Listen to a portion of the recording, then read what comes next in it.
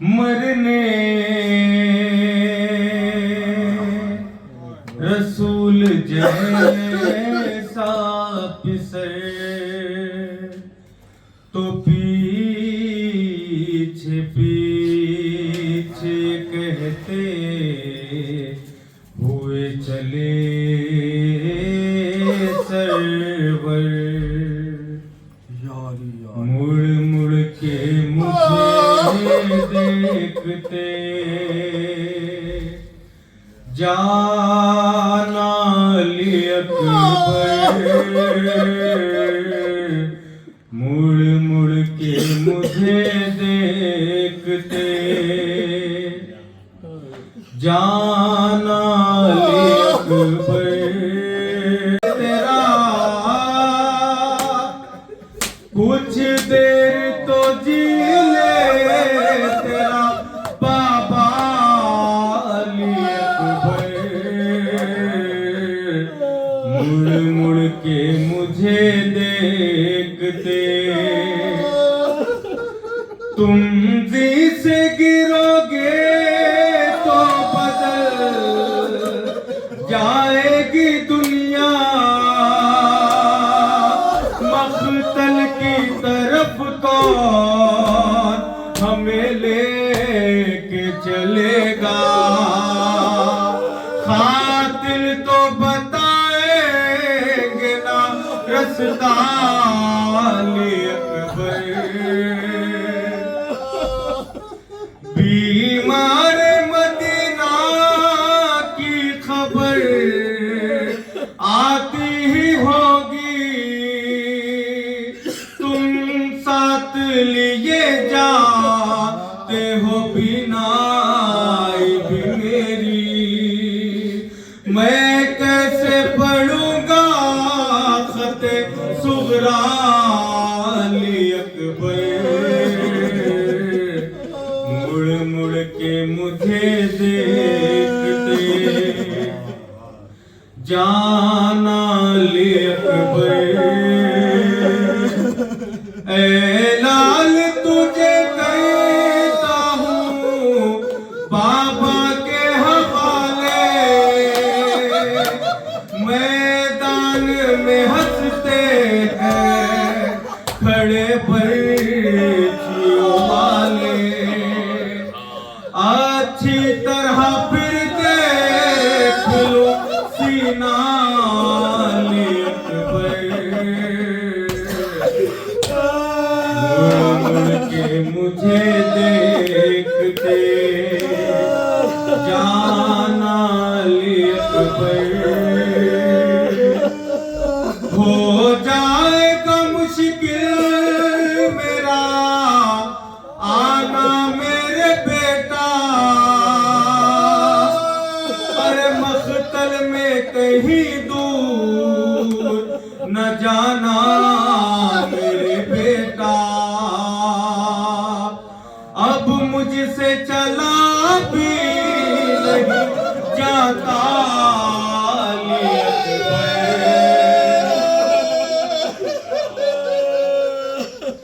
احساس تڑپنے کا ہمارا جگر تھام کے روتا تیرا بھی جو ہوتا کوئی بیٹا علی اکبر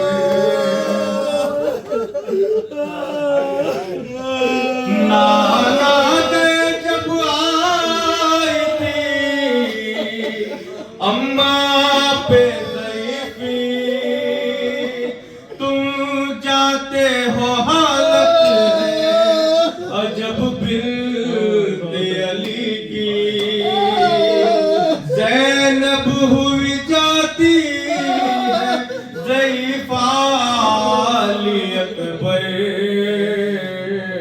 مڑ مڑ کے مجھے دیکھتے جانا علی اکبر ہو جائے گا مشکل میرا آنا میرے بیٹا مقتل میں کہیں دور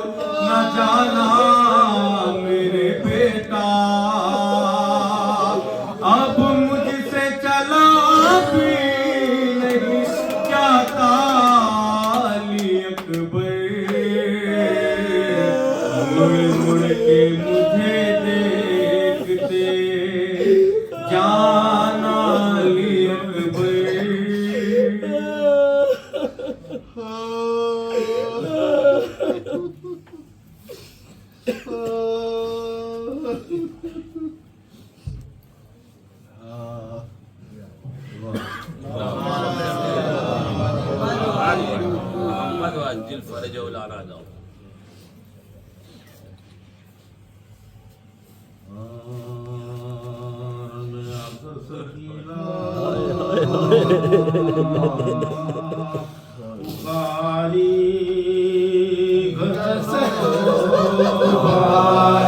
مہندی لگا بھائی مہندی لگا بن قاسم بعد پوارے گھر بھائی مہندی لگا ایسی شاد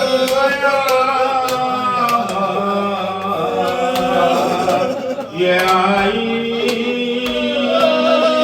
ہوئی دلہا دلہا میں جدائی میں نقا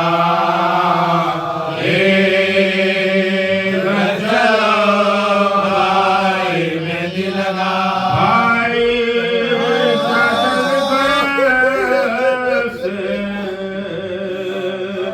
سیدارے رسم پورے ہوئے نا ہمارے منتظر براتی تمہارے براتی تمہارے گھر چلو بھائی مہندی لگا جوڑا شادی کرنے تنے میں نیا ہے سو زخموں سے پرد ہوا ہے کون سا دستپا میں لگا کون سا دستپا میں لگا ہے گھر چلو بھائی مہندی لگا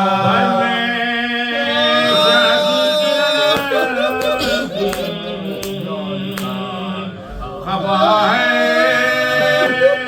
سر پر پھولوں کا سہرا بندھا ہے سامولو میں بھرا سامولو میں بھرا ہے گھر چلو بھائی مہندی لگا مسلک پڑی ہے جو گھر میں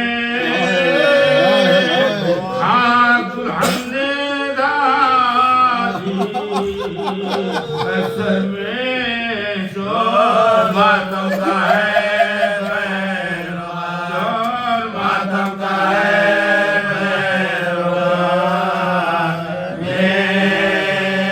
گھر چلو بھائی مہندی لگا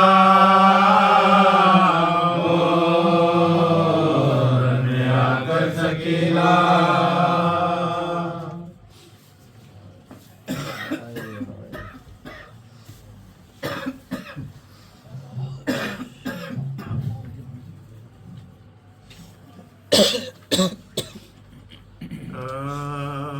نرغہ ہے دل برے حسن جوش پر چاروں طرف ہے تیروں کی بوچھا جوش پر دل پر سینہ کا رب ہے پہلو بدوش پر سیرے کی سب کڑے لڑیا دو سیرے کی سب کڑے لڑیا دو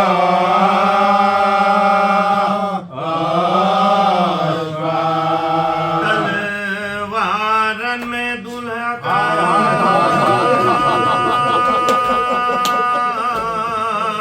اسے دھوتی ہے خیمے میں بلایا دلن میں ہو خیمے میں بلایا دلن میں ہو سرکار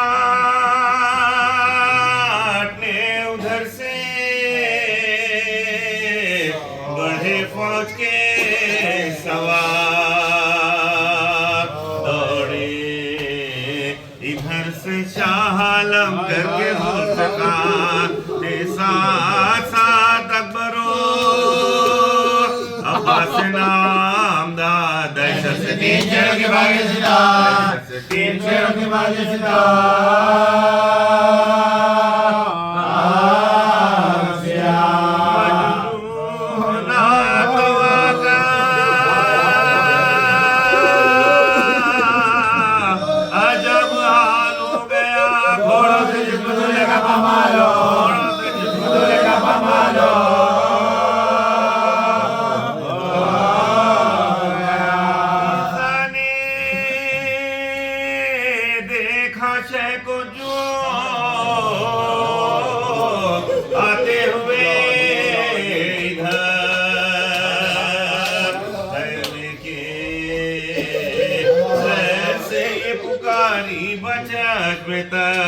سیدانیوں سے ہوشیار باخبر دیوڑی تکائی مگر نوشانہ دیوڑی تکائی مگر نوشانہ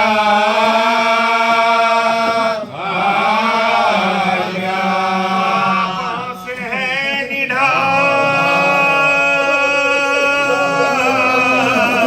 قدم لڑکھڑا کے مرکز بجاؤ دلے کو شپیلا بچاؤ دلے کو شپیلا بچاؤ دلے کو شپیلا حالت ہے غم سے غیر شہ خوش نثار کی ہے جمال کی وہ شاخوں سے سرخ ہے سنو نے حال کی آؤ براتے کو شبر گلا آؤ براتے کو شبر گلا آؤ براتے کو شبر گلا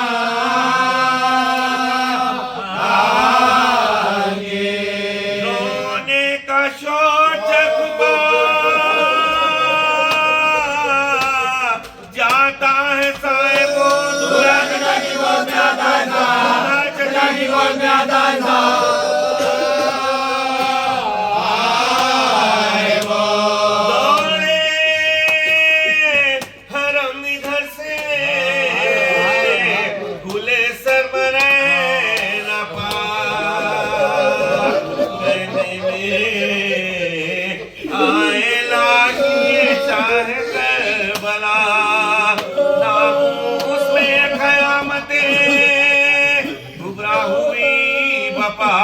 خاتمہ کی طرف بجانے لگے خاتمہ کی طرف بجانے لگے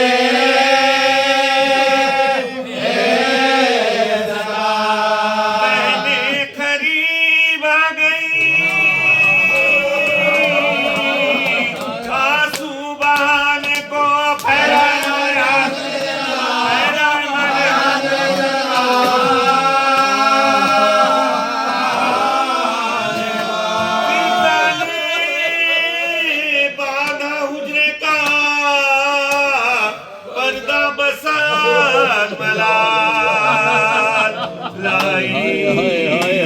دلہن کو تھام کے بالوں ہے گوشت کی سال مٹی بھری تھی مانگ میں گھبرا کر تھا یہ حال میں کسی چادر اڑے چادر اڑے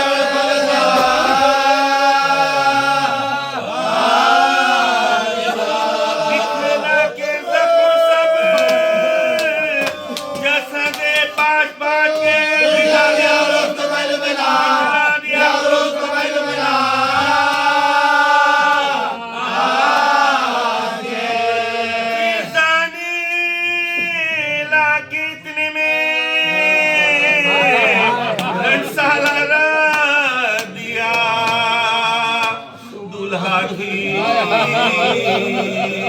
ماں نے ہاتھ میں اس کو اٹھا لیا اور بولی اس کو پہنو یہ صدق بے وقار خدا نے سر کو بیٹا رکھے خدا نے سر کو بیٹا رکھے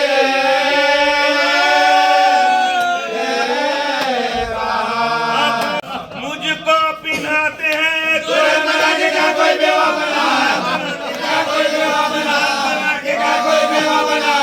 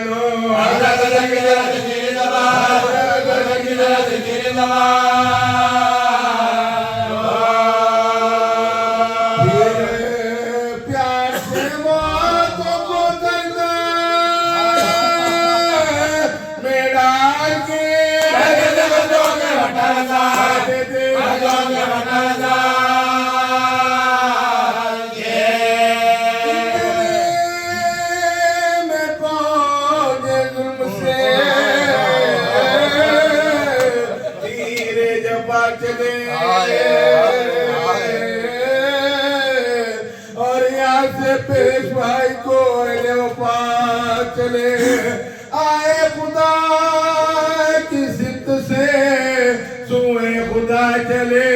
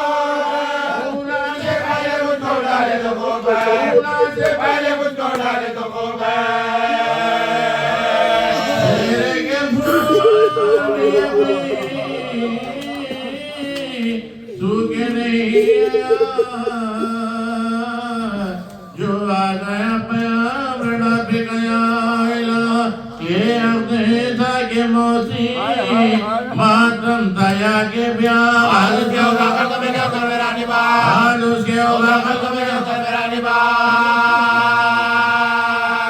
اٹھو جہاں سے دل بر شبر کے ساتھ لے عورت کی موت کو بچار کے سامنے عورت کی موت کو بچار کے سامنے وہ قیرت خمر مارا کسی نے فرق میں گلستان کا مارا کسی نے فرق میں گلستان کا اور زندگی نشین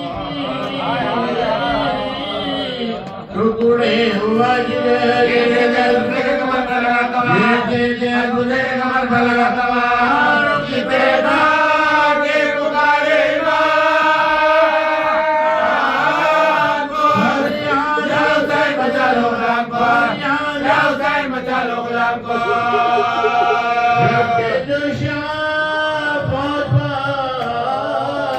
چمکا کے ذوالفقار بجلی عزیز کے لشکر پہ اس غیب نے یمی سے جو آئے سوئے سار آگے پھرا کے گھوڑا کی ٹانگوں کو چمکا آگے پھرا کے گھوڑا کی ٹانگوں کو چمکا بالن میں خوشے کے جمیلہ لو لال گھوڑ سے پامال ہو گئے لال گھوڑ سے پامال ہو گئے لال گھوڑ سے پامال ہو گئے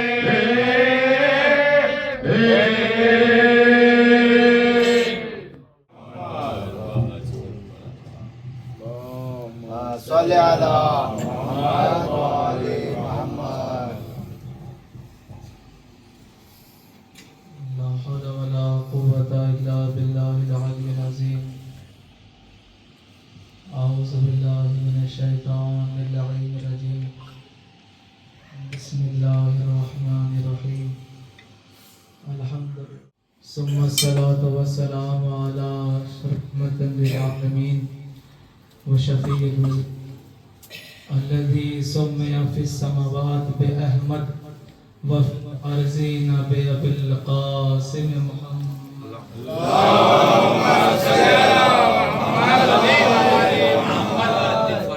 والصلاة والسلام على إمام المشارق والمغارب الذي حبه فرض على الحاضر والغائب رب المشرقين والمغربين أبي الحسنين علي بن أبي طالب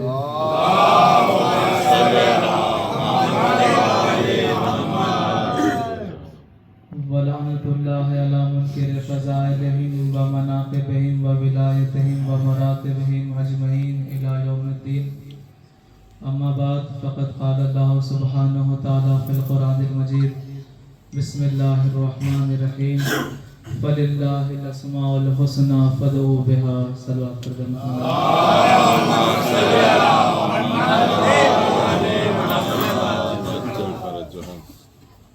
ظاہرین سید الشہداء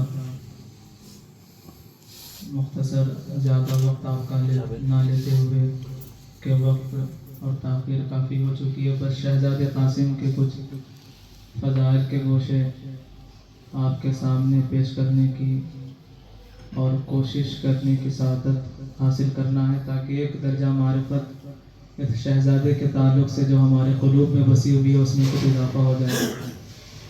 اور ظاہر سی بات ہے کہ اس گھرانے کے ان شہزادوں کے فضائل سننا اور اقرار کرنا اور ان کو دل میں بسانا ہر کسی کے مقدر میں نصیب نہیں ہوتا ہے، صرف انہی کو نصیب ہوتا ہے جو آل محمد کے حق کی معرفت رکھتے ہیں۔ اس لیے کہ قاسم کے فضائل کو سننا اور اس کا محتمل بننا ایمان کی شرط نہیں، معرفت حق آل محمد کی شرط کا نام ہے، کیونکہ اہل بیت کے گھرانے میں فضیلت رشتہ داریوں کی بنا پر نہیں ہے، استحقاق کی بنا پر ہے۔ قاسم اس لیے نہیں کہ وہ حسین کے بھتیجے اور حسن کے بیٹے ہیں، قاسم اس لیے ہے کہ وہ حسین کے ہوتے ہوئے محافظ توحید ہیں۔ اور امام خود معصوم فرماتے ہیں اگر آپ یہاں پر بیٹھے ہیں سرزمین کربلا پر، سرزمین خدا پر، جہاں پر توحید کے بدن چھپے ہوئے ہیں، اور ایسی سرزمین پر بیٹھ کر محافظ توحید کے فضائل سننا یقیناً یہ مقدر آپ کا ابوالفضل عباس نے لکھا ہے کہ کوئی بندہ جناب نوح جیسی عمر عبادت کرے، صفا و مروہ کے درمیان صحیح کرتا ہوا مر جائے، اسے خانہ کعبہ کے غلاف کا کفن دیا جائے، زمزم کے پانی سے اسے غسل دیا جائے، اور اگر وہ اس حالت کے باوجود بھی ہمارے حق کی معرفت نہ رکھتا ہو، وہ جنت تو دور جنت کی خوشبو تک نہیں سن سکتا۔ تو یہ مقام ہے، اہمیت ہے معرفت حق آل محمد کی۔ آئیے حضور جس آیت شریفہ کی میں نے تلاوت کی ہے، بڑی مشہور و معروف آیت ہے قرآن کی، کہ جس میں اللہ کہہ رہا ہے کہ میرے بڑے پیارے نام ہیں، اے بندو تمہیں چاہیے کہ تم مجھے اس ناموں سے پکارو۔ تو اللہ کے اسماء حسنہ ہے کیا؟ زیادہ وقت نہ لیتے ہوئے قول معصوم، تفسیر معصوم، معصوم کی زبانی، اس لیے کہ قرآن اپنے وارث کے ساتھ حجت ہے۔ وہ قوم کوئی اور ہے جنہوں نے قرآن کو ان کے وارثوں سے نہیں لیا، ہم وہ ہے جنہوں نے قرآن کی تعبیر کو، تفسیر کو، تنزیل کو قرآن ناطق سے لیا۔ جب امام صادق کے سامنے اس آیت کی تلاوت کی گئی، امام نے راوی سے پوچھا اس آیت کو پڑھتا ہے کیا، اس کا مقصد بھی جانتا ہے؟ کہا مولا نہیں جانتا، آپ بہتر جانتے ہیں۔ اللہ کے نام کیا ہے جس کا حکم اللہ دے رہا ہے؟ امام نے اپنے سینے امامت پر ہاتھ رکھ کر فرمایا اللہ جن ناموں کو اپنے پیارے نام کہتا ہے وہ صرف ہم آل محمد کی ذات مقدسہ ہے۔ کیوں؟ اس لیے کہ نام کا ہونا کیوں ہے؟ بغیر نام کے انسان کی معرفت نہیں ہو سکتی۔ اگر آپ کسی کا پتہ چاہتے ہو، کسی انسان تک پہنچنا ہو، آپ اس کا تعارف کیسے پوچھیں گے جب تک کہ اس کا نام درکار نہ ہو؟ اللہ کو اسم کی احتیاج نہیں تھی، لیکن بندے محتاج تھے کہ اسے کچھ نام سے پکارے، تو اس نے کہا کہ آل محمد میرے نام ہے، اگر تم مجھ تک آنا چاہتے ہو تو محمد تک آؤ، علی تک آؤ، حسن تک آؤ اور فاطمہ تک آؤ۔ اور دوسری دلیل اس بات پر، جناب آدم کو جب اللہ نے زمین پر بھیجا، جناب حوا اور جناب آدم کو الگ کر دیا گیا۔ کئی سال تک جناب آدم گریا کرتے رہے، دعائیں کرتے رہے خدا سے کہ حوا سے ملا دے۔ اللہ نے جناب آدم کا حال دیکھ کر جبرائیل کو بھیجا، کہا کہ جبرائیل آدم سے کہے کہ وہ میرا نام لے کر دعا کیوں نہیں کرتا۔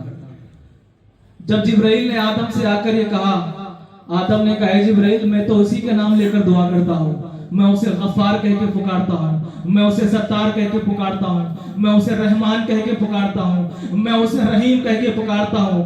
جیسے ہی آدم نے یہ جواب دیا، اللہ نے جبرائیل سے کہا کہ آدم کو کہے میرا نام حسین ہے، میرا نام علی ہے، میرا نام محمد ہے، میرا نام فاطمہ ہے۔ تو جب آدم کو بھی اس وقت جانا ہو جب بندوں کا باپ آدم آل محمد کے بغیر اس تک نہیں جا سکتا، تو آدم کی ناجائز اولادیں کیسے آل محمد کے بغیر اللہ تک جائے گی؟ آل محمد معرفت الہیہ کا مرکز، محور اور اللہ کے اسماء حسنہ ہے۔ تو انہی حسین ناموں میں ایک نام حسن ہے کہ جو اسماء حسنہ کا حسین ترین نام ہے۔ اور اب اندازہ لگائے جس حسن کی ذات پر اللہ کے وجودی اسماء کا اطلاق ہوتا ہو، اس حسن کو ایسا کیا اس شہزادے میں دکھا کہ اس شہزادے کا نام حسن نے قاسم رکھا۔ اس لیے کہ یہ وہ گھرانہ ہے کہ جو گھرانہ اپنے جانوروں کے نام بھی بغیر سوچے سمجھے اور حکمت کے بغیر نہیں رکھتے۔ یہ انسانوں کے قبیلوں کی بات ہے کہ جہاں پر نام کچھ اور ہوتا ہے، انسان کی ذات اور حقیقت کچھ اور ہوتی ہے، لیکن یہاں پر اسم با مسمى ہوتا ہے۔ جو حقیقت ہوتی ہے وہی نام ہوتا ہے، جو نام ہوتا ہے وہی حقیقت کی طرف نشاندہی کراتا ہے۔ تو جناب قاسم کا نام 4 حرفوں سے بنا ہے، قاف، الف، سین اور میم، قاسم۔ میں اپنوں کی بات نہیں کرتا، اہل سنت کے ایک شاعر ہیں یوسف دہلوی، جس نے شہزادے کے اسم پر نگاہ معرفت سے دیکھا تو کچھ کہا۔ تو میں بس یہی کہوں گا کہ جب ایک غیر کی نظر یہاں تک پہنچی، ایک غیر نے قاسم کو یہاں تک مانا، تو شیعہ کہنے والے کو قاسم کو کہاں تک ماننا چاہیے؟ اگر آپ بیدار ہیں تو وہ 4 مصرے سنا کے میں اپنی گفتگو کو آگے بڑھاؤں گا ایک سلوات کا سہارا دے۔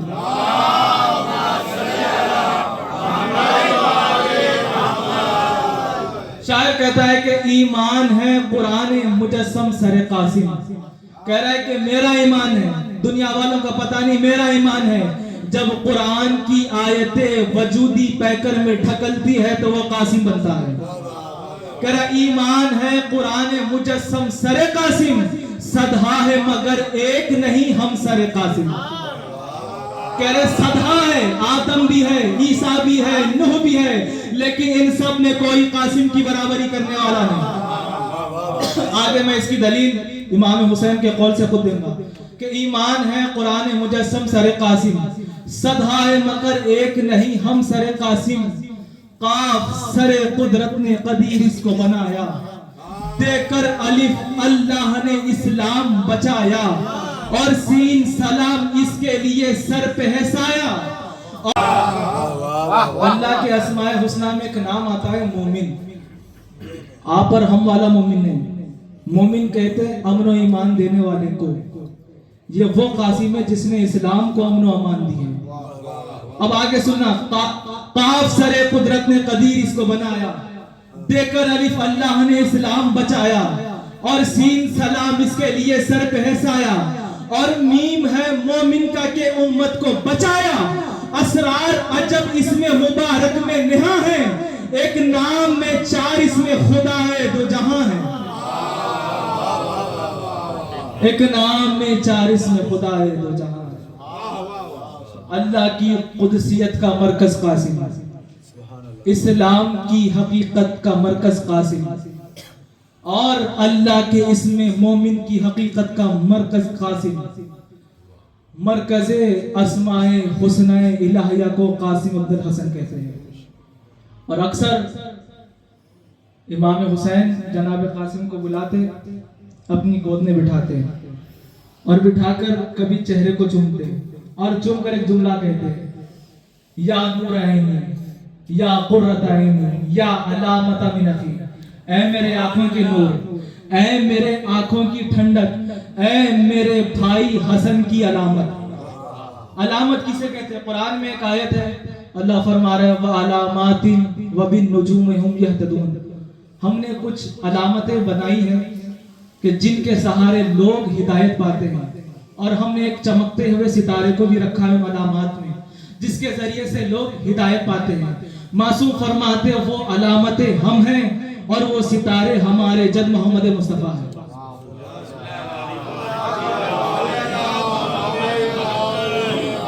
اب یہاں پر ہمارے سامنے دو الفاظ ہیں, ایک ہے آیت اور ایک ہے علامت. آیت کسے کہتے ہیں؟ آیت جو کسی غائب وجود کی نشاندہی کرائے اسے آیت کہتے ہیں. یعنی جسے دیکھ کر ایک وجود غائب کی یاد آ جائے. اللہ نے محمد مصطفیٰ سے کیا کہا تھا؟ معراج پر جب بلایا, میں اس لیے بلا رہا ہوں کہ میں تمہیں اپنی آیتیں دکھاؤں, اپنی آیتیں دکھاؤں. کون سی آیتیں؟ کبرا آیتیں, میری سب سے بڑی آیت دکھاؤں. علی منبر کوفہ سے بارہا کہتے تھے لیسا للہ آیت اکبر منی, مجھ سے بڑی اللہ کی کوئی آیت نہیں ہے, مجھ سے بڑی اللہ کی کوئی آیت نہیں ہے. یعنی محمد معراج پر کس کو دیکھنے گئے؟ آیت اللہ کو دیکھنے گئے. اللہ کی آیت, انا آیت اللہ, اللہ کی وہ سب سے بڑی آیت ہوں جس کو محمد نے معراج میں دیکھا تھا. یعنی آیت جو وجود غائب کی طرف نشاندہی کراتی ہے. اور بڑا خوب کیا شاعر نے کہا کہ ملے نظر کو نظارہ کہاں وہ حسن نظر, چلا حضور کو لے کر براق نیک سیر, وہ گام گام نشانی وہ نور کا منظر. بڑا حسین ہے معراج مصطفیٰ کا سفر, بڑا حسین ہے معراج مصطفیٰ کا سفر. وسیع وزیر خلیفہ ولی سے مل کے چلے, خدا سے ملنے گئے تھے علی سے مل کے چلے.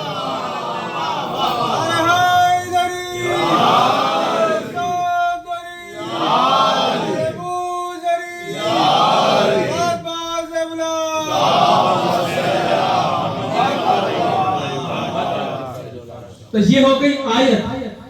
تقریباً آیت اور علامت کا مطلب ایک ہی ہے, لیکن ایک جہت سے علامت آیت سے کچھ زیادہ آگے ہے. وہ کیسے کا علامت کسے کہتے ہیں؟ جو کسی غائب وجود کے نہ ہونے کی کمی کو دور کر دے. اب جیسے کہ مثال کے طور پر رسول خدا کی حدیث ہے، رسول سے پوچھا گیا اللہ کی محبت کی علامت کیا ہے؟ رسول نے کہا علامت حب اللہ ہے، حب و ذکر اللہ. محبت اللہ کی علامت اللہ کے ذکر کی محبت کا نام ہے. یعنی اگر دیکھنا چاہ رہے آپ کہ کس کے دل میں اللہ کی زیادہ محبت ہے تو رسول فرما رہے جس کے دل میں اللہ کی محبت زیادہ ہوگی وہ اللہ کا ذکر زیادہ سے زیادہ کرے گا. اور علی خود کہتے ہیں کہ انا ذکر اللہ اکبر، میں اللہ کا سب سے بڑا ذکر ہوں. یعنی حدیث رسول سے ثابت ہو گیا اگر محبت خدا کی علامت پانا چاہتے ہو تو دیکھو کون بندہ کتنا زیادہ علی کے ذکر میں مشغول ہے. اور محبت اس شے کا نام ہے، محبت نظر آنے والی شے نہیں ہے، ایک قلبی کیفیت کا نام محبت ہے. اب ایک غائب شے ہے محبت، اس کی علامت کیا ہے؟ اس کے وجود کو کون دور کر رہا ہے؟ اللہ کی محبت کی وجود کی کمی کو کون دور کر رہا ہے؟ علی کا ذکر دور کر رہا ہے، علی کا ذکر دور کر رہا ہے. اور آئیے ایک تحفہ دیتا چلوں آپ کے لیے کہ کیا کرم ہے آل محمد کا کہ جنہوں نے علی کی محبت سے ہمارے ناقص قلوب کو مزین کیا اور مزین کر کر ہمیں کہاں پر لا کر بٹھایا. محمد مصطفیٰ فرماتے ہیں من احبا ان یحیی حیاتی، مملکت احدیت کا واحد بادشاہ محمد جو اس کی تخت وحدانیت پر بیٹھ کر لا شریک حکومت کرتا ہے. یہ محمد مصطفیٰ فرما رہے کہ جو کوئی چاہتا ہے کہ وہ مجھ محمد جیسی زندگی گزارے اور مجھ محمد جیسی موت مرے تو اسے کیا کرنا چاہیے؟ فَلْيَتَوَلَّ وِلَایَتَ عَلِی، وہ اپنے دل میں علی کی محبت اور علی کی ولایت کو رکھتا چلے. محمد کی زندگی کیا ہے؟ محمد کس لیے آئے؟ توحید کو بتانے کے لیے آئے، توحید کی تبلیغ کرنے کے لیے آئے. دوسرے جملہ میں محمد کہہ رہے ہیں میری تمام زندگی میں کی گئی تبلیغ توحید الہیہ ایک طرف اور علی کی محبت میں گزارے ہوئے لمحات ایک طرف. یعنی محمد نے اپنی توحید کے تبلیغ کی محنتوں کو اگر کسی سے تولا تو وہ علی کی ولایت سے تولا.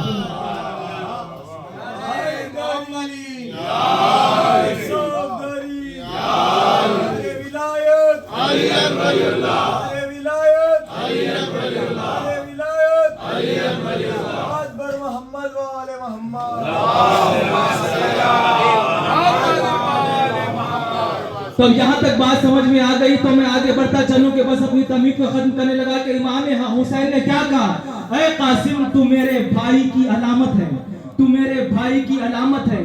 علامت اس کو کہتے ہیں جو کسی غائب وجود کے نہ ہونے کی کمی کو محسوس کرے. اور اکثر حسین قاسم کے چہرے کو دیکھ کر کہتے، علامہ علی اکبر آرابی لکھتے ہیں کہ حسین قاسم کے چہرے کو دیکھ کر کہتے اے قاسم میں تیرے چہرے کو دیکھ کر میرے بھائی حسن کے ذکر کی تجدید کرتا ہوں، میں اپنے بھائی حسن کے ذکر کی تجدید کرتا ہوں. تو اب میں جملہ کہہ دوں جو حسین جیسے امام کے لیے حسن کی کمی کو دور کرتے اسے قاسم کہتے ہیں، اسے قاسم کہتے ہیں. ہم جیسوں کے لیے نہیں، حسین جیسے امام کے لیے جو حسن کی عدم موجودگی کی کمی کو دور کر دے اسے قاسم کہتے ہیں. اور علامہ احمد رضا جلالی کہتے ہیں کہ اللہ نے کہا نا کہ میں چھپا ہوا خزانہ تھا، میں نے چاہا کہ میں پہچانا جاؤں تو میں نے آل محمد کو خلق کیا، میں نے محمد کو خلق کیا. محمد مصطفیٰ اس خزانے کو بتانا چاہتے تھے کہ جس خزانے کے مد نظر اللہ نے کہا کہ میں چھپا ہوا خزانہ تھا. تو محمد نے کیا کیا؟ حجاب فاطمہ کو اڑوا کر پنجتن کو بتایا کہ ہم ہی وہ خزانہ تھے کہ جس کو مد نظر رکھ کر وہ کہہ رہا تھا مصطفیٰ، علی مرتضیٰ، سیدۃ النساء العالمین، حسن مصطفیٰ، حسین شہید کربلا. یہ 5 اصحاب کسا چادر کسا کے اندر موجود تھے. وہ کہتے ہیں کہ کربلا میں ان سب کے سب موجود تھے. اگر کوئی یہ سنے تو تعجب نہ کرے، اس لیے کہ وہ کہہ رہے ہیں کہ محمد بھی کربلا میں تھے، علی بھی کربلا میں تھے، محمد کی شہزادی فاطمہ بھی کربلا میں تھی، حسن مصطفیٰ بھی کربلا میں تھے، اور حسین تو کربلا میں مظہر الہیہ بن کر حسین تو موجود ہی تھے۔ اب وہ دلیل دیتے ہیں کہ کیسے اصحاب کسا کربلا میں موجود تھے۔ وہ کہتے ہیں کہ محمد کی صورت میں علی اکبر موجود تھے، علی کی صورت میں عباس موجود تھے، فاطمہ کی صورت میں زینب موجود تھی، اور حسین خود موجود تھے، اور حسن کی صورت میں حسن کا بیٹا قاسم موجود تھا۔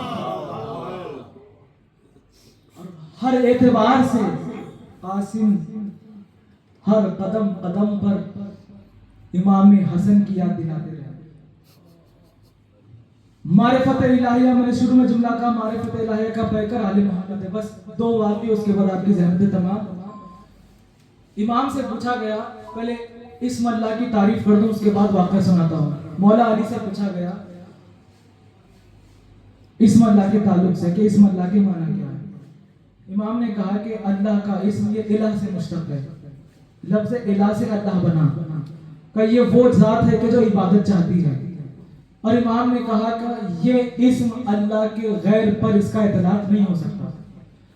کہ مولا مزید اور بتائیے کہ اللہ کسے کہتے ہیں، کس ذات کو کہتے ہیں۔ امام نے کہا کہ کبھی ایسا ہوا ہے کہ تو سفر کر رہا ہو دریا کا، اور ایک طوفان آیا ہو اور تیری کشتی ڈوب گئی ہو، اور تو بس مرنے ہی والا ہے، ساری امیدیں تیری ختم ہو چکی، سارے تیرے ارادے ختم ہو چکے، لیکن اس کے باوجود بھی جب تجھے نجات کی امید کہیں سے نظر نہیں آ رہی تھی، تیرا دل ایک ذات کی طرف رجوع کر رہا تھا، اور تیرا دل کہہ رہا تھا کہ ابھی بھی کوئی ایک ایسی ذات ہے جو مجھے بچا سکتی ہے۔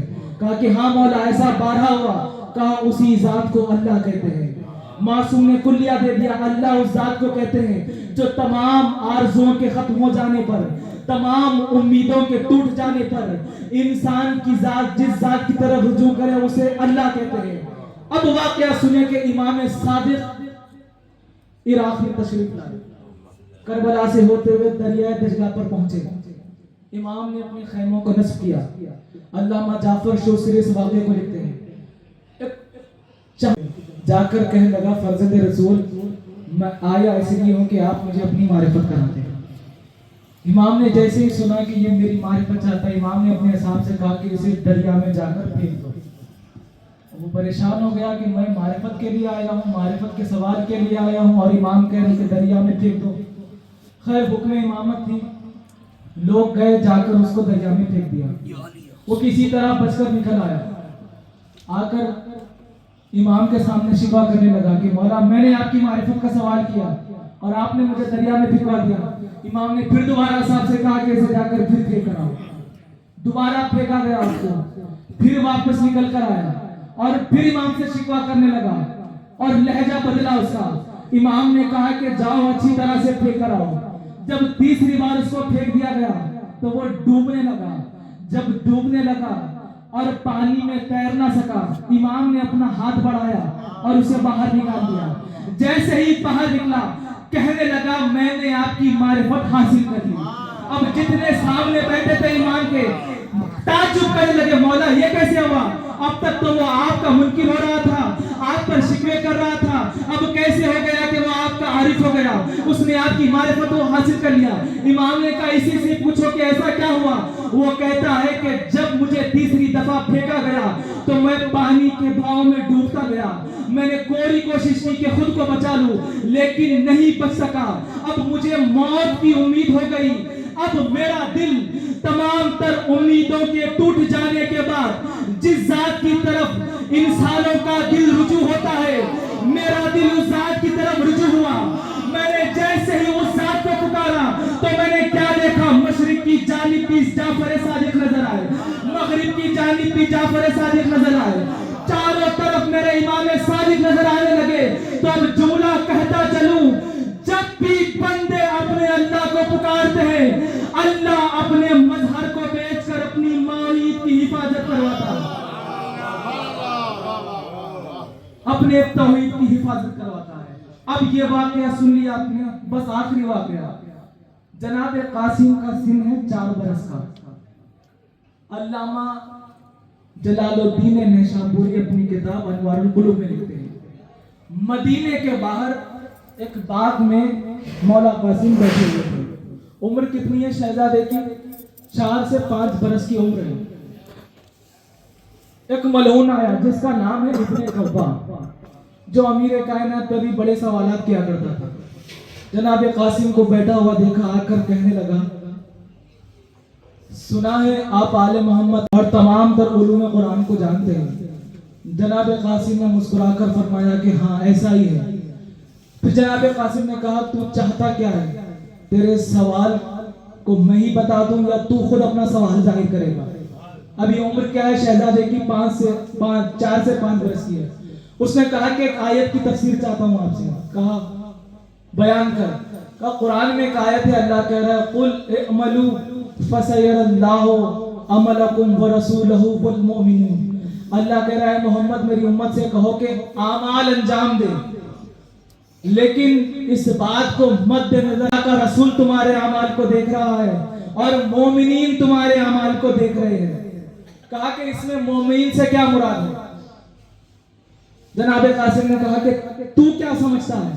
کہا کہ میں اس سے سارے مسلمان سمجھتا ہوں. کہا اچھا تو سارے مسلمان کو سمجھتا ہے اس سے؟ تو کہا پھر یہ بتا تیری بیوی اس وقت تیرے گھر میں کیا کر رہی ہے اور کس کے ساتھ ہے؟ کہا کہ میں نہیں بتا سکتا. جناب قاسم نے جیسے سنا کہا حسن کا بیٹا قاسم بتا سکتا ہے کہ تیری زوجہ ابھی اس وقت تیرے گھر میں کیا کر رہی ہے اور کس کے ساتھ ہے. کہا پھر کون مراد ہے مومنین سے یہاں پر؟ امام جناب قاسم نے فرمایا یہاں پر مومنین سے مراد آل محمد ہے. آل محمد ہے. کہا اس کا مطلب یہ ہے کہ پھر آپ آل محمد ہر عمل کرنے والے کے عمل کو جانتے ہیں؟ کہاں ایسا ہی ہے. جو بھی کہیں بھی خطہ عرض پر، چاہے عرش پہ رہنے والے عرشی ہو یا فرش پر رہنے والے فرشی ہو، جو بھی عمل کرتے ہم آل محمد وہاں پر حاضر اور ناظر ہوتے ہیں. جیسے اس نے یہ سنا کہنے لگا یہ کیسے ہو سکتا ہے؟ آنے واحد میں ایک وقت میں ایک جسم کا متعدد جگہ ہونا محال ہے. یہ تو آپ بچوں والی بات کر رہے ہیں. جیسے ہی جناب قاسم نے اس کی گستاخانہ جملے کو سنا، جلال الہیہ کے جلال کے ذوالجلال بیٹے پر جلال نمودار ہوا. جناب قاسم نے کہا کیا تو سمجھ نہیں سکا؟ ادھر دیکھ. یہ کہہ کر جناب قاسم نے کہا یبن القبا انظر الی یمینک، اے قبا کے بیٹے ذرا اپنی داہی جانب دیکھنا. جیسے ہی دیکھا وہ کہتا ہے میں نے تاحد نظر قاسم کو دیکھا. پھر قاسم نے کہا انظر الی یسارک، اپنی بائیں جانب دیکھنا. وہ کہتا ہے میں نے بائیں جانب دیکھا، تاحد نگاہ قاسم نظر آئے. اور جب میں نے یہ دیکھا زمین پر یہ کہتا ہوا گر پڑا کہ یہ کیا معاملہ ہے. جیسے ہی قاسم نے سنا کہا کہ جب تو قاسم کی حقیقت کو نہیں جان سکتا پھر میرے بابا حسن کو کیا جانے گا، میرے دادا علی کو کیا جانے گا. جب تو اس گھرانے کے شہزادوں کو نہیں جان سکتا تو پھر اس گھرانے کے مالکوں کو کیا جانے گا. مکمل شبیہ حسن کا نام ہے قاسم. اور جب جناب قاسم وقت آخر امام حسین کے پاس آیا، امام حسن کے لباس کو منگوایا مولا حسین نے. جناب قاسم پر سر اقدس پر امام حسن کا امامہ رکھا اور جناب قاسم کے دوش پر امام حسن کی عبا کو، اور ایک نظر سر سے لے کر پیر تک جناب قاسم کو دیکھی اور دیکھ کر کہا اے بھیا حسن کاش آپ کربلا میں ہمارے ساتھ ہوتے تو دیکھتے آپ کے بھائی حسین کی کیا مظلومیت اور غربت ہے. آپ مسلسل مجالس سن رہے ہیں. 7 محرم تھی، یعنی 7 محرم حسین کی غربت کی زیادتی کا نام ہے. 7 محرم یعنی لشکر آدھا کا خیام حسینی کی طرف بڑھنا ہے. حسین کے خیموں سے پانی کا ختم ہو جانا ہے 7 محرم. آج کا دن ہمارے یہاں شہزادے قاسم سے منسوب ہے. بڑی مظلومیت ہے اس شہزادے کی. جب وقت آخر آیا میرے مولا حسن کا، اپنی تمام اولادوں کو بلایا، سب کو سینے سے لگایا किसी के चेहरे को बोसा दिया, किसी के पेशानी को बोसा दिया। बीबी ज़ैनब फरमाती है कि जब कासिम को लाया गया हसन के सामने, हसन ने टेक को छोड़ दिया, कासिम को अपनी गोद में बिठाया। कभी कासिम के रुखसारों को चूमते हैं, कभी कासिम के पेशानी को चूमते हैं, कभी कासिम के हाथों को चूमते हैं, कभी कासिम के सीने को चूमते हैं। बीबी ज़ैनब फरमाती है, मैंने अपने भाई हसन से सवाल किया कि ए भैया हसन, आपने अपने तमाम बेटों को सिर्फ एक दफा बोसा दिया, लेकिन कासिम के पूरे बदन पर बोसा क्यों दिया? कहा बहन ज़ैनब, कासिम पर जो मसाइब उठाए जाने वाले हैं, उसकी याद में हसन ने उस हिस्से का बोसा लिया जिस हिस्से पर करबला में कासिम के बदन पर घोड़ों की टांगों के निशान पड़ने वाले। बड़ी मजलूमियत है कासिम की शहादत, हुसैन की शहादत की। कुछ शहीद ऐसे हैं जिनकी रुखसती पर हुसैन गश खाकर जमीन पर गिरे। उन शहीदों में एक शहीद हसन का यतीम बेटा कासिम है। जैसे ही रुखसती के लिए गशी में चला जाए, उस कासिम के पामाल जनाजे को देखकर हुसैन की गुर्बत का ख्याल हुआ। खुदा आपकी आवाजों पर रहमत नाजिल करे, रोते जाए मातम करते जाए। आज साहब ज़मान को हसन के यतीम का पुरसा देना है, हुसैन को हसन की शहादत का पुरसा देना है। जनाब कासिम बारहा आते रहे कि मुझे मरने की इजाजत, मुझे मरने की इजाजत दे दो। इमाम हुसैन बस यही कहकर भेज देते कि तू मेरे भाई की यादगार है। जब भी मेरी बहनों को मेरे भाई की याद सताती तो वो तुझे देकर सुकून हासिल करते हैं। ऐ कासिम, अगर तू भी हम में ना रहा तो मैं अली की बेटियों के हालात को नहीं देख सकता। मैंने अली की बेटियों को हसन के जनाजे पर देखा है, लेकिन मैं नहीं चाहता कि वही माहौल तेरे जाने के बाद हुसैन की मौजूदगी में पाए। रिवायत के जुमले हैं, जब तक जनाबे कासिम को शहादत की इजाजत नहीं मिली, कासिम की आंखों से आंसू जारी थे। लेकिन जब इजाजत मिल गई, हुसैन के बेटे, हुसैन के भतीजे कासिम पर मुस्कुराहट नजर आई। क्यों? कासिम चाहते थे, और कासिम के खुद जुमले हैं, जब तक कासिम जिंदा है, कासिम हुसैन की तरफ किसी के हाथ को बढ़ने नहीं दे सकता। और बीबी यही कहती थी कि है बेटा कासिम, सब मारे जा चुके, अभी तक तुम जिंदा हो। कहा अम्मा, हर बार चचा के पास जाता हूं, लेकिन चचा इजाजत नहीं देते। जनाब कासिम गिरिया करते हुए बैठे ही थे कि अचानक इल्हाम हुआ, याद आया कि आलम तुफूलियत में इमाम हसन ने एक तावीज बांधा था और कहा था कि ऐ बेटा, जब भी कोई मुसीबत आए इस तावीज को खोल लेना।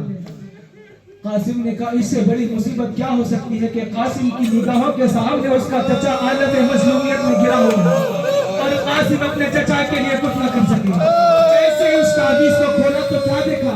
वो तावीज नहीं थी, एक मजलूम भाई का, एक मजलूम भाई के नाम खत था। उसमें लिखा था कि ऐ बेटा कासिम, मेरे भाई हुसैन की गुर्बत को देखा तो मुझे हसन की नियाबत में अपनी जान को कुर्बान कर देना। अब जैसे ही कासिम ने यह पढ़ा, इधर खेमे में बैठे हुए हुसैन खड़े होकर अब्बास को ऐसी पेशकश ला रहा है जिसे हुसैन नहीं ठुकरा सकता।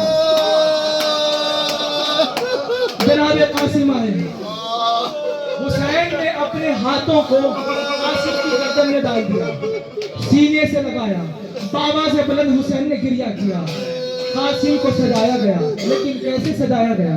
हुसैन ने एक सफेद कपड़े को मंगाकर हुसैन ने कासिम के सर पर बांधा और कफन की शक्ल में हसन के बेटे यतीम कासिम के जिस्म पर उस अमामे के कपड़े को फाड़ दिया, दो हिस्सों में फाड़ दिया। ऐसे भेजा जैसे किसी میت کو تیار کیا جاتا ہے۔ کیونکہ حسین جانتے تھے کہ قاسم وہ مظلوم ہے جسے کفن نہیں ملنے والا ہے۔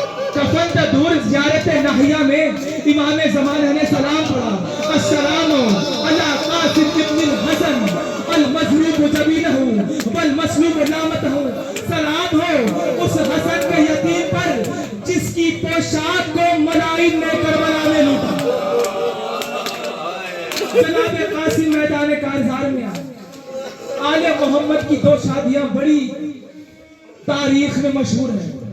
جب بی بی زینب سے کہا نا کہ قاسم سے منسوب میری بیٹی کو لاؤ، نکاح کو جاری کرنا ہے، تو بی بی نے رو کر کہا کہ اے بھیا حسین، اس عالم غربت میں کیسی شادی؟ جیسے ہی یہ بی بی نے کہا، حسین نے کہا کہ اے بہن زینب، ہم آل محمد کی عروسی ایسے ہی ہوا کرتی ہے، ہم آل محمد کی شادی ایسی ہی مظلومیت میں ہوتی ہے۔ 2 شادیاں بڑی مشہور ہیں، ایک قاسم کے دادا علی کی شادی جس کے باراتی انبیاء تھے، جس کے باراتی ملائکہ تھے، جس کے بارات میں ملائکہ ہیرے جواہرات لٹاتے رہے، جس کی بارات میں ملائکہ پھولوں کی، جنت کے پھولوں کی بارش کرتے رہے۔ ایک شادی علی کے پوتے قاسم کی ہے۔ جب یہ دولہا بن کر میدان کربلا میں آیا ہے نا، علی کا استقبال کیسے ہوا؟ کسی نے پھولوں سے کیا تھا، کسی نے جواہرات سے کیا تھا، لیکن یہ ایک ایسا غریب دولہا ہے جب میدان کارزار میں آیا، کسی نے نیزوں کے ذریعے سے استقبال کیا، کسی نے تیروں کے ذریعے سے استقبال کیا، کسی نے تلواروں کے ذریعے سے استقبال کیا۔ جب حسن کا بیٹا قاسم میدان میں آیا، جس میں قاسم پر 27 تلواروں کی ضربیں ماری گئی، 27 تلواروں کی ضربیں ماری گئی۔ ان حملوں میں ایک حملہ ایسا تھا، ظلم کیا کیا؟ کہا بڑا قیامت کا ظلم کیا ہے مختار؟ کہا ظلم بتا، تیرا ظلم کیا تھا؟ کہا اگر تو اجازت دے گا میں اپنا ظلم بیان کرتا ہوں۔ کہا بیان کر، تیرا ظلم کیا تھا، تو نے کیا ظلم کیا؟ کہتا ہے جب میدان کارزار میں حسین نے حسن کے یتیم قاسم کو بھیجا تو میں چاروں طرف دیکھ رہا تھا، میرے ہاتھ میں ہتھیار نہیں تھے، ہر کسی کے پاس ہتھیار تھے، ہر کوئی اپنے دل کے ارمان قاسم کو مار کر نکال رہا تھا۔ اے مختار، میں نے دیکھا میرے پاس کوئی ہتھیار نہیں تھا۔ کہا پھر تو نے کیا کیا؟ وہ کہتا ہے مختار، میں نے کربلا کی زمین سے نوکیلے پتھر لیے، لے کر قاسم کے بدن پر میں نے مارنا شروع کیا۔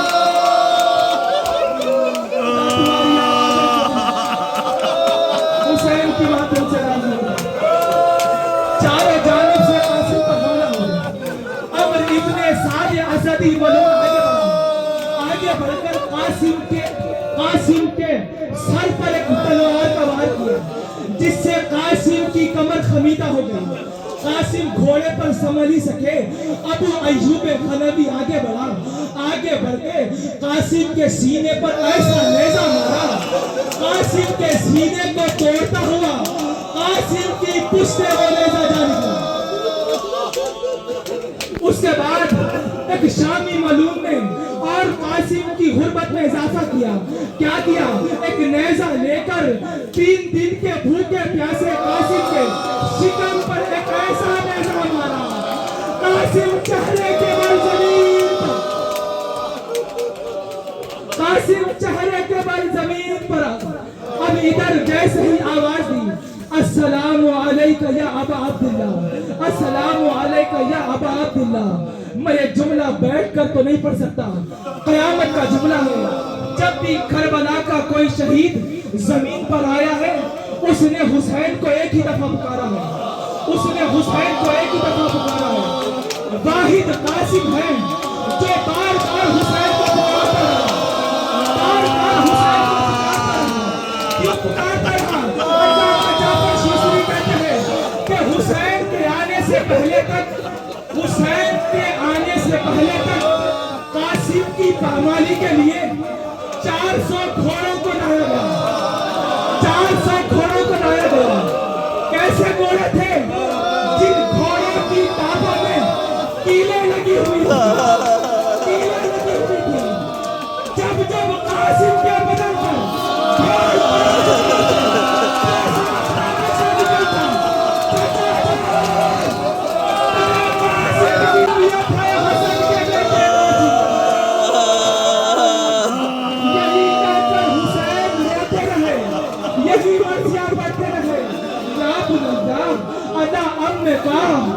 بیٹا قاسم تیرے حسین کی بڑی مصیبت یہی تھی تو اپنے چچا کو بلاتا رہا لیکن تیرا چچا تیری مدد کو نہ آتا